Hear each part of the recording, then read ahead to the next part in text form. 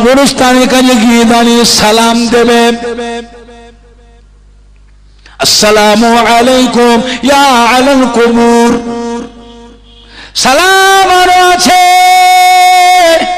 কমসে কম তোমরা এতটুকু বলবে, আসসালামু আলাইকুম ইয়া আলাল কুবুর। এই কবরবাসী, আপনাদের উপরে আল্লাহ পাকের দয়া, আল্লাহ পাকের রহমত বর্ষিত হোক, বর্ষণ হোক। আপনারা তো আমাদের আগে আগে চলে গিয়েছেন, আমরা আপনাদের পেছনে পেছনে আসছি। আপনাদের সাথে আমাদের একদিন দেখা হবে,